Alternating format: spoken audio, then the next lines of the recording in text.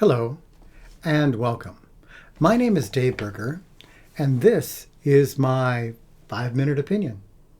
Episode 2, Whale Watching to Weddings. Fictions Make Life Fun.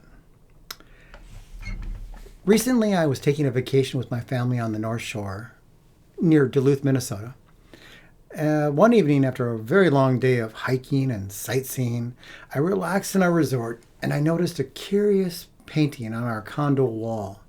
It was a beautiful woodblock painting by James Meyer entitled Whale Watching at Split Rock.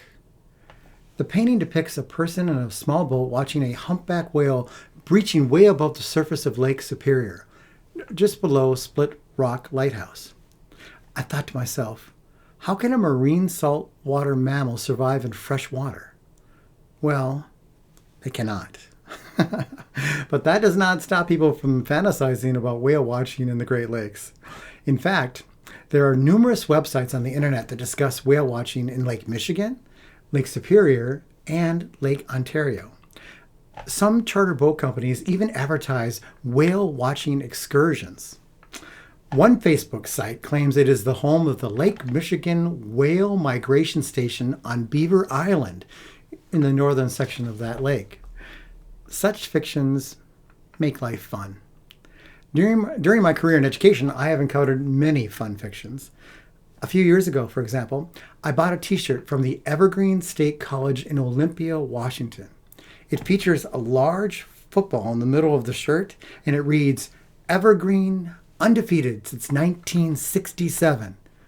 When I saw that, I thought, wow, what a football team. But of course, Evergreen has never had a football team. So they have not lost a game since they were founded in 1967.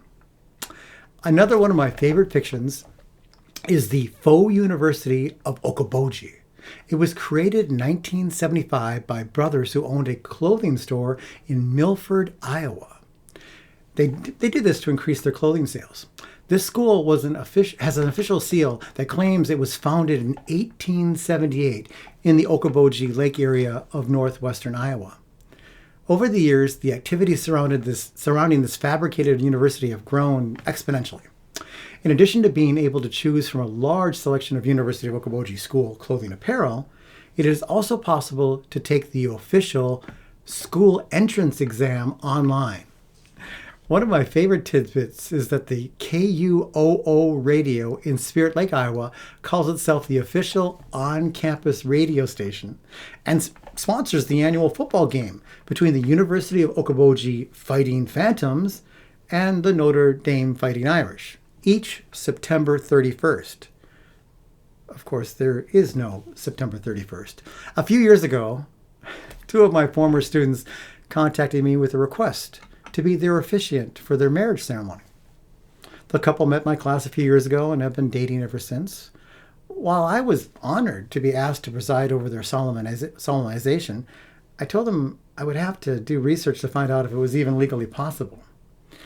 I discovered I could become a wedding officiant if I received an ordination from a religious organization.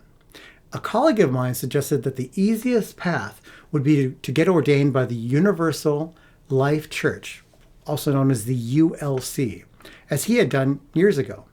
The ULC is the church that grants the largest number of ordinations online.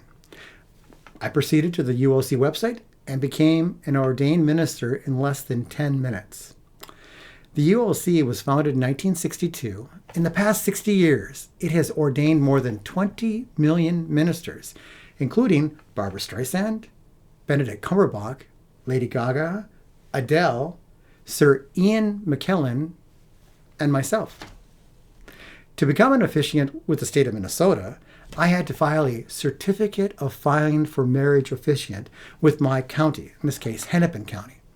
They required that I include credentials of ministry and a letter of good standing from a religious organization. The ULC provided both these documents. As an ordained minister with the ULC, who is officially registered with the state, I am now legally allowed to preside over weddings.